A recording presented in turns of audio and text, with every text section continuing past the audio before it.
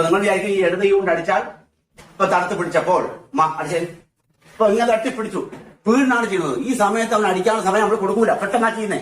ഇതിനു മുമ്പ് നമ്മൾ അടിക്കണം നിൽക്കും. നമുക്ക് ചവിട്ടാൻ എന്തുവാണോ ചെയ്യാം, ഈ സമയത്ത് പ്രതികരിച്ചിരിക്കും. ഇപ്പൊ പിടിച്ച് സാവകാശം കാണിച്ച് വെച്ചോണ്ടിരിക്കുകയല്ല.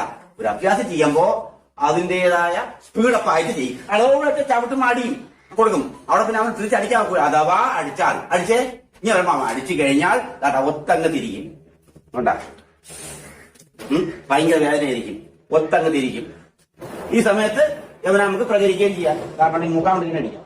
ഇതേപോട്ടെ ഇപ്പൊ തിരി പിടിച്ചു കണ്ടോ, ഒന്നുകൂടെ കാണിക്കാം നമുക്ക്. ഇപ്പൊ നമ്മൾ തിരിച്ചപ്പോൾ തന്നെ അവൻ അടിക്കും. അതോടുകൂടി ഒറ്റ തിരിക്കും. കണ്ട ഇതോടെ അവനക്ക് ഒറ്റയടി, മർമ്മഭാഗത്ത് ഒറ്റയടി. ഇതോടെ അവന്റെ പണി കഴിഞ്ഞു. ഇപ്പൊ വേറെ കൈ കൊണ്ടല്ലാതെ ഇപ്പൊ ആയുധം കൊണ്ട് അടിച്ചാൽ എങ്ങനെ കൂടിയാണ് കാണിക്കുക. ഓക്കെ, തലയ്ക്ക് അടിച്ചാൽ അതോടുകൂടി തിരിച്ച്